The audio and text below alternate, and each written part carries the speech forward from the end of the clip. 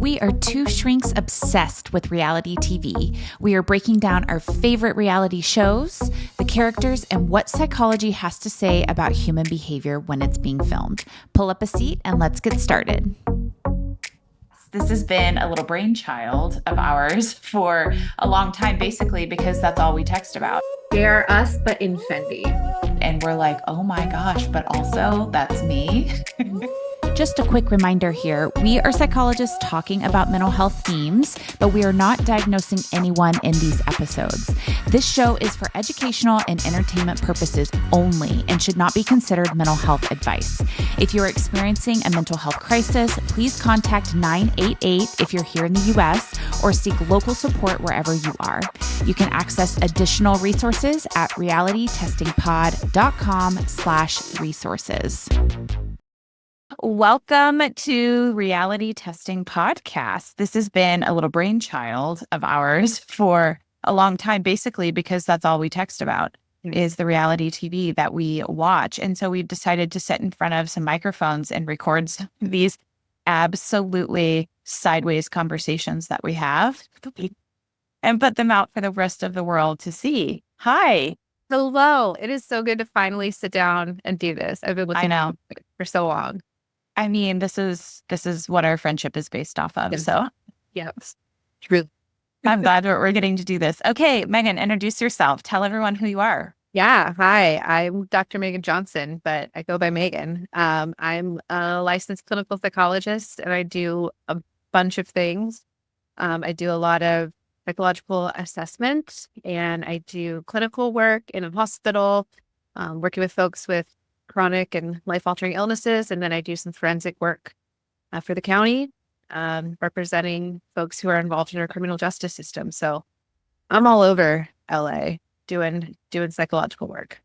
Yeah. And I'm Dr. Quincy Gideon. I'm also a clinical psychologist. I work in a private practice. Meg and I actually work together there, and we focus on a lot of trauma treatment. So anyone that has a trauma history, they come to us. We have a lot of different specialties, but that's obviously really heavy work, and it's something that we kind of carry around. And so a long time ago, eons ago, maybe back in grad school, we decided that one of the ways that we were going to put our brains on ice was to dive into reality TV, and we are still doing it over a decade later. My number one coping skill is just binge watching our Real Housewives. I love those ladies. Yes. It's brought me so much joy and help over the years. I agree, because we never want to admit this, but we are all them.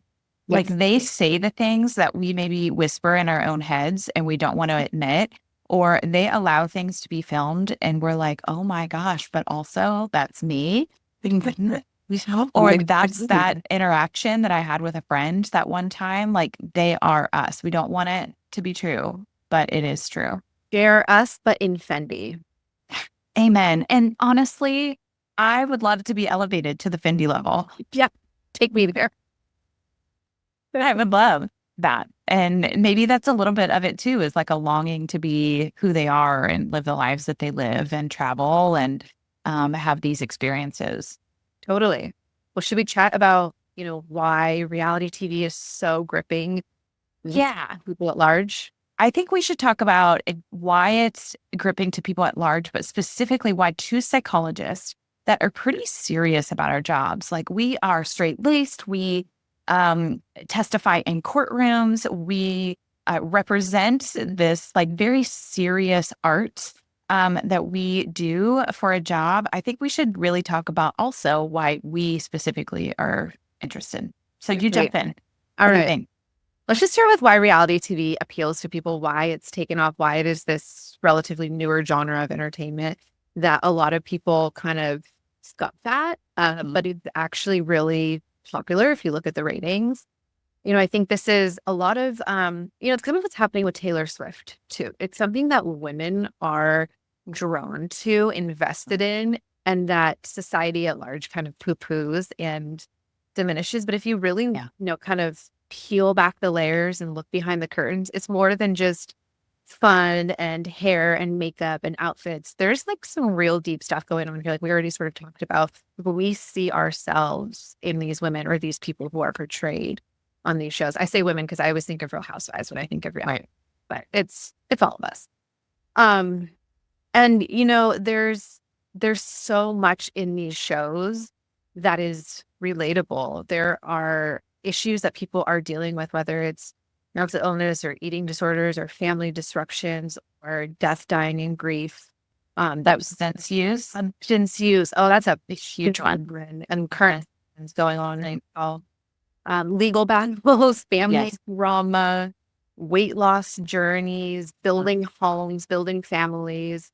They might be doing it on a different scale or with different resources than us, but the struggles. I think that's why it appeals to so many and so many women in particular. It's a space for us to explore ourselves. Yeah, it feels like there's a dynamic that goes on here where we long to know that we're normal and that what we're experiencing in life is somehow like going on with other people. Otherwise, I feel like it would be too threatening to our egos, right? It would be too threatening to like these structures we've built up inside of ourselves, to think that we are the only one, because then now we are ill or we are the problem or we are toxic or we are, whatever, like however we define ourselves. Yeah.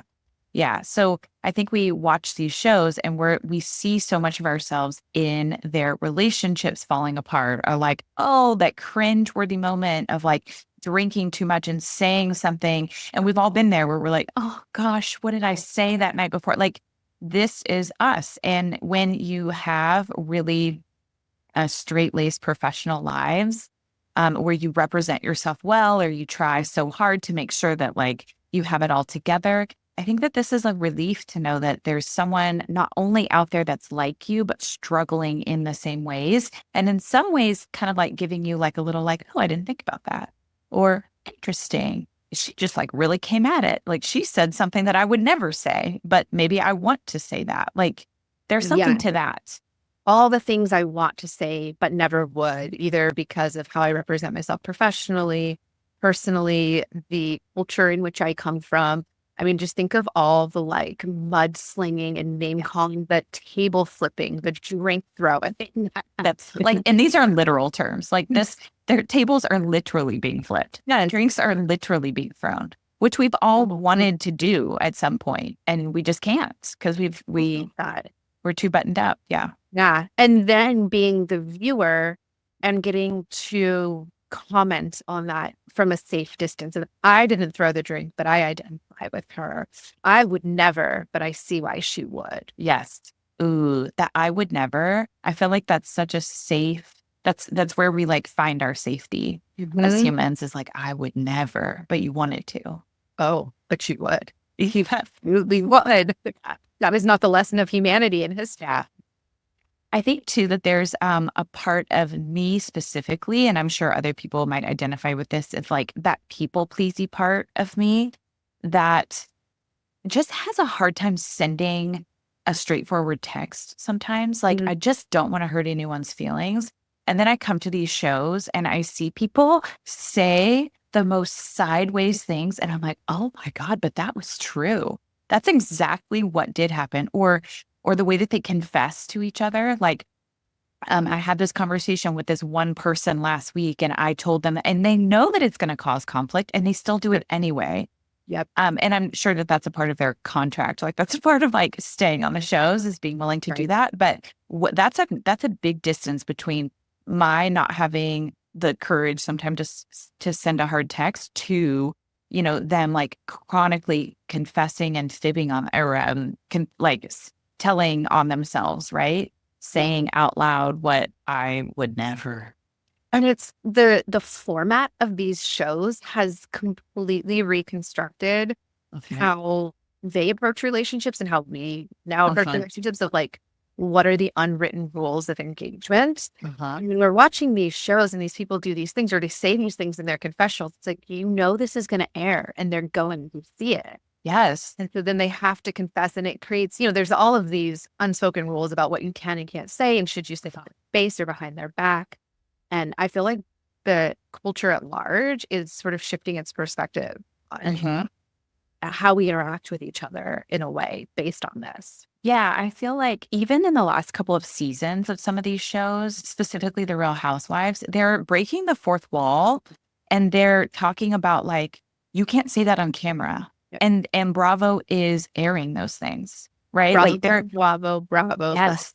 Yes. Which is so fascinating because I think, before it was like we all knew that that was happening. Sure. Like they all had lives going on that were not in front of the camera, but you never really knew what that was. Like you had to be a sleuth, right? You had to like be on Reddit trying to figure out like Yeah. how these people were really behaving outside of these like filmed moments. But now there's these kind of confessions of like, that you sent a text message and the bravo, bravo, bravo moments and the like, those sort of like, and I feel like that's pulling people in a little bit more.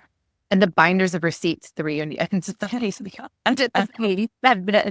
documented in lawsuits. It is. It's kind of wild. It totally is. Because our friendships and relationships aren't on that level. And if they are, if, texts get leaked or emails get forwarded or whatever, it's not done on national TV for everybody to on. It's on a smaller scale. So it's on a smaller scale. Yeah. I feel like I do feel like there's a level of accountability here that I kind of long for in other parts of life. Right. There's sometimes where, wouldn't it be nice for every woman out there that's been gaslit in a relationship to be able to confront with receipts, with filmed receipts, and be able to say, you absolutely said this, roll the tape. Like, this is what you said. And you don't get to like make me feel crazy about that anymore. There's something about that I actually long for. I mean, on a very like, sort of surface level, but also, to make this more clinical, my patients who come into therapy and they're like, I swear that this is what happened. And, he denies it or she denies it, but like, I swear this is how it went down. Yeah. And there's like some level of accountability that I think we all long for. It's totally validating when they have those flashback moments and someone's trying to weasel their way out of accountability for something and then roll the tape. And it's like, it is what happened. It's so validating. It really is. I wish we had that in real life and in therapy. Yeah. And I even find myself sort of like, behind the scenes being like, that is what you said. You did say that. You said it this way. And then they roll the tape and that's what was I don't know. There's something about that too, as a viewer, where you feel validated too. And like your memory of things, or like, maybe I'm not so crazy, like there's something going on there. Like Lisa Rinna, but you didn't say Munchausen's. You did say your dad. Yes. Yes. Remember it that way. Well, you got some revisionist history, honey. Yeah. Lisa on Salt Lake City, she also has some moments where she like pops off and then she's like, I didn't say it that way. And then of course at the reunion, she comes back and she's like, but I was very upset. So maybe I did say it that way. Yeah. Oh, the hot mic moment. The hot mic moment. She went off. Yeah, totally. And then those are like the things that are not supposed to be seen. Seen. Right. And that's the original idea of reality TV and why we all are so intrigued by it. It's this like safe and socially acceptable form of voyeurism where we can peek into somebody's life. Yes. And it's become so overproduced in the modern era. Everyone's on social media creating a narrative before their season even airs. Right. And we tend to know, okay, this, Kyle Richards is going to divorce Modus. We know that. We're going to watch it because we need to play this out. Yeah. Right. But just having those captured moments that are so unfiltered, even when they're trying to overproduce themselves. Heather Dubrow had a moment like that. Yes. Given a couple weeks ago on Real Housewives of Orange County, yelling at her husband, do not admonish me on film. We don't, you don't do that. The image we're portraying. Right. Yep. When I watch back like old seasons, like, this was the driest summer that Bravo has ever had. Like, what a brutal summer. So of course I went back and like watched some of the OG stuff, like, specifically of Orange County, because there was a marathon and I just had a baby. So what else do you do with your free time? But there is this like, it's almost like society was not ready for the reality TV that we have right now. So they did, when they started out putting these shows out there, it was super overproduced. It was like really watered down. There was these like very, I don't know, produced moments. And I think, they needed to do that because I don't know if it would have gotten off the ground otherwise, if it was like the current iteration. But in all of these years, it has sort of turned into, I think, much more honest representations of what's going on. And that is what we love in a housewife or a reality TV star. We don't want perfection. We don't want attainable. We want relatable and real. I'm thinking the season that Jen is having on Real Housewives of Orange County. Yep. It was kind of like about her first season, whatever. She's another like pretty blonde girl from the OC. And this season, I came in thinking I was going to hate her. Her stupid boyfriend, fiance, I don't know who he is involved in a gambling scandal. She's here once again. What are people going to learn? That the FBI will find you. They will find you, especially if you're on Bravo and you're airing your dirty laundry for the world to see. But like, where did we go wrong in life that we are not the FBI agents investigating celebrities? Like that's a just. This is a job that we should have been hired for. And I'm just putting it out there that we are available for consultation. Yes, whoever is hired, we're here.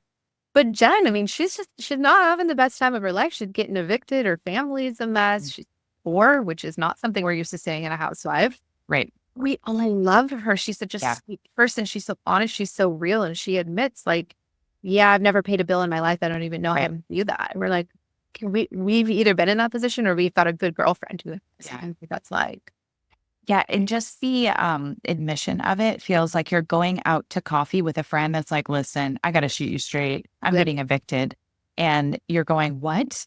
How did this happen? And you had it all together. And aren't you going to get a payout from this divorce? Like that's what we experience in real life, is kind of these real moments. It's her admission. It's her like, I will admit to the whole wide world that I don't know how to do a single one of these things. I will admit that it is not ideal for me to move into my boyfriend's house, but it is my only option. I will admit that we don't feel at home here yet.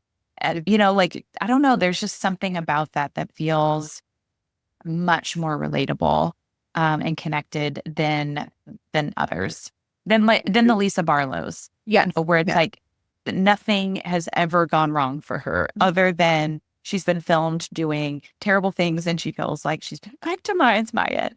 Her son got sent to Colombia on his mission. What a shame. Which he chose. Right. And she raised him in a church that chooses those things. Yes. And what I think kind of if we can make one, the clinical application of what you were just speaking to is this idea of when we're open and honest, that allows people to connect to us and support us. And when we hide behind the wall of perfection and act like, no, I have it all together, nothing bad ever happens to me, that's such a distancing thing to do. I mean, look at Heather Dubrow. No one feels close to her because she has it all together. She's never said a wrong word or made a wrong move. Had a hair out of place. No one can relate to that. And that's not what we want. And in real life, that's not who we should strive to be. Although we see many people striving to be that. Right. Yeah. Heather Dubrow, I mean, I want to love her. I really do. It's like she's got the best intentions. I love how she's raising her family. I love that all of her kids get to be exactly who they are. Like, I love the idea of it. But I have never seen someone so straight-backed in an interview. Like, even the way she sits is like shoulders back, neck long, chin out. Like it's a very, and do your thing if that's what you're doing for a one-time interview. But season after season after season, it's just like, no, be real. Be real. And even with her children, it leads me to think, are you raising them that way because that is how you want to be perceived? Are you raising them that way because that is how you feel? And I don't know. I could see it being either. Right. And truly, even if it is with the best intentions, if the rest of us are out here asking that question, then like maybe you've missed the mark, right? Maybe you've missed an opportunity for the other mothers out there who have, queer children and trans children. Like, they're going, I don't have it all together. And this is really hard. And there's some like questions that I have. And she's not a relatable source because She's it's not all the too perfect. Yeah. way perfect. And like just the irony of her life situation, her husband being a plastic surgeon. Uh-huh. She doesn't even live in Orange County anymore. Anymore. Real Housewives of I know. Orange. Could we just talk about the moment where she was like, honey, come over here. Now, is that our house or is that Drake's Drake. house? And I was like, come on. Out. Like, that is so cringy. That was so cringy. It like hurt my face to cringe that hard. Yeah, it was painful. I fully believe that they called paparazzi at Disneyland. Oh, for sure. I'd just believe it. For sure. I just How could you not? Because rumors were swirling. How could you not? that was a staged moment. Okay, why else do we love reality TV? We talked about like the fantasy of it. Yeah. We talked about how it is also relatable. So it's that like good mix between fantasy and relatable. Yep. Why else? I think we just get to project all of our stuff Yes. to it.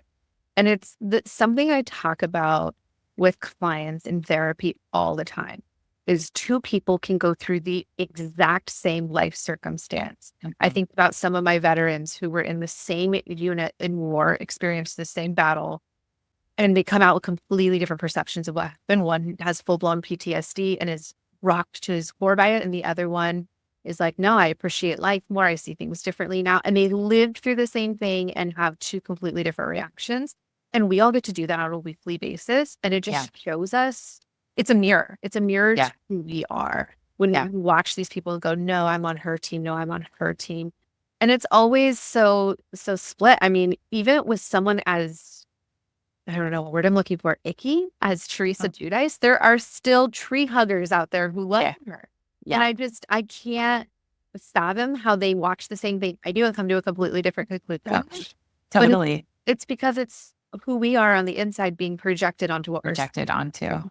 Sure. I had a really lovely therapist for a lot of years.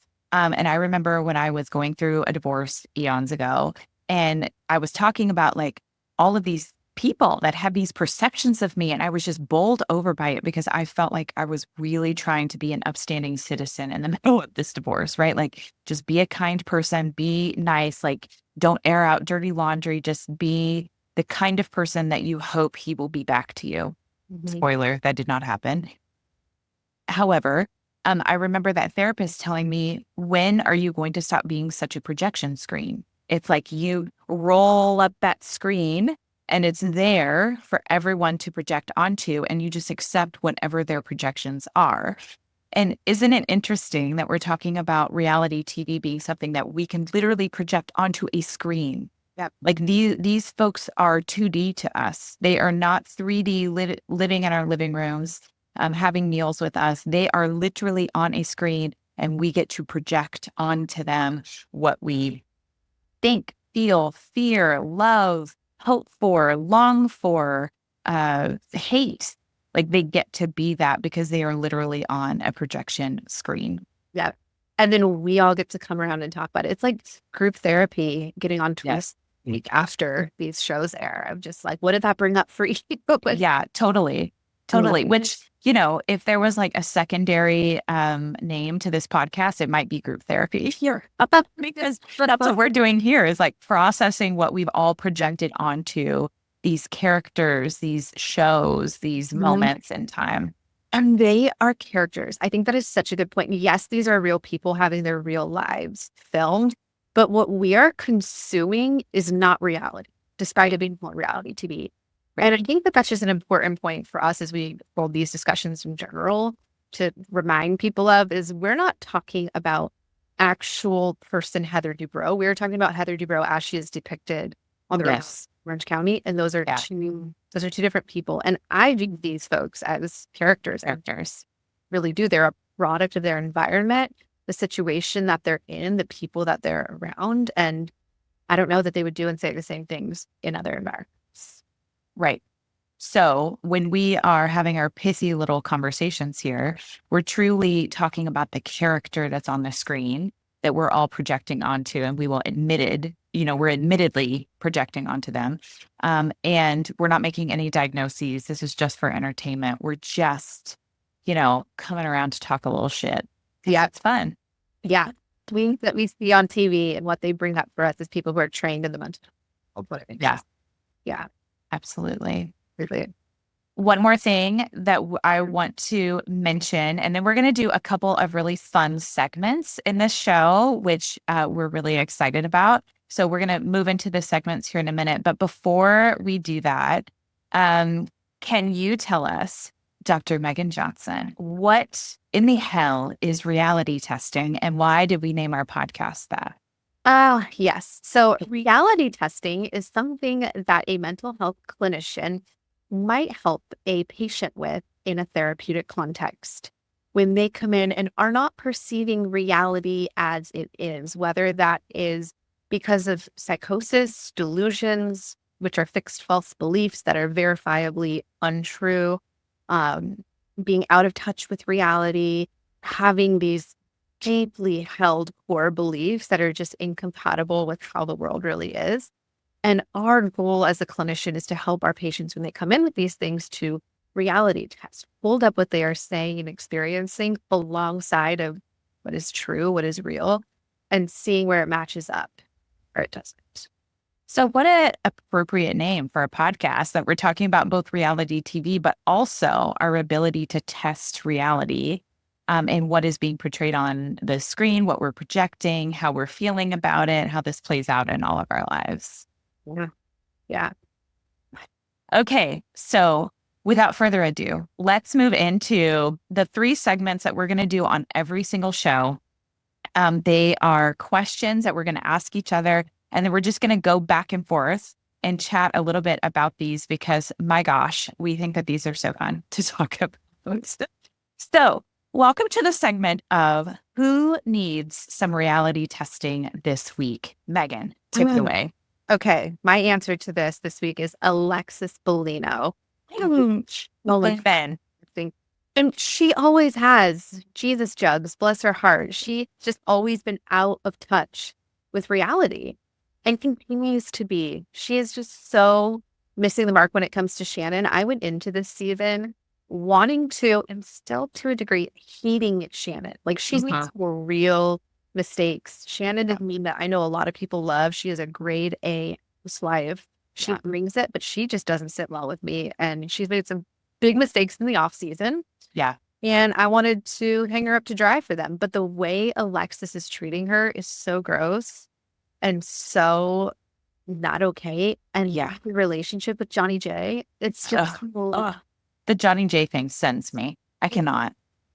I'm like at my wit's end with it. But in this last episode of Real Housewives of Orange County, when she gets up and marches towards her front door, like, oh my gosh, I cannot believe I'm kicking these ladies out, and yanks open that front door, and everyone is still sitting on the couch because but she has not communicated that she is kicking them out. She thought that her marching to the front door and saying nothing and crying a little bit and then yanking over that door was going to send all of the messages. Like this is a true picture of reality testing. Yeah. What she was doing and what she was perceiving and how everyone else in the room was experiencing it were totally different. Worlds apart. Alexis Bellino needs some reality testing this week. They were there to help her. I know. Her to be kind. I know. And she wasn't, and she has no self-awareness of how you can send all the olive branches in the world, but you're still dating with her and suing her. Like, yes. And like, why are you upset that she didn't want you on her birthday party trip? Why like, that is so weird. Why would you want to go? That is a better question. That is a much better question. Well, okay. So what do you think? For me, Mary from Salt Lake City needs some reality testing. In this last episode that I saw, she was talking about going to Milwaukee with the girls' trip, and that her dad grew up in the neighborhood that Jeffrey Dahmer lived in, and that he walked by a certain block and smelled something funky, and she was connecting herself to Jeffrey Dahmer. Why? Why would this be? let us not forget she married her grandfather.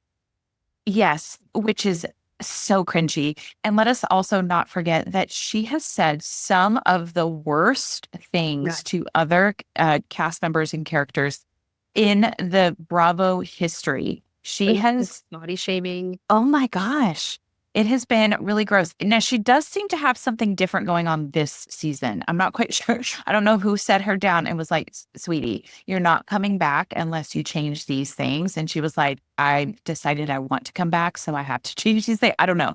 I don't know how that went down, but she does seem to have like, I feel like there's a little bit more humor, not much, Yeah. but a little bit more humor to what she's saying instead of just this deadpan, Me. food, Yeah. yes, things that she used to say. But she needs some reality testing because she tried to connect her own story to Jeffrey Dahmer's. Bless our hearts. My jaw has been on the floor since I met that woman. It's believable.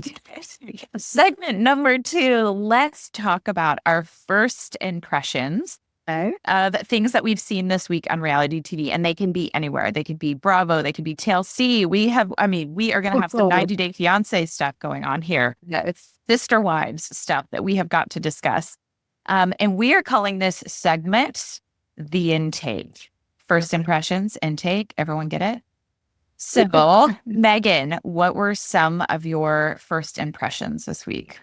I am thinking about Heather Gay 2.0.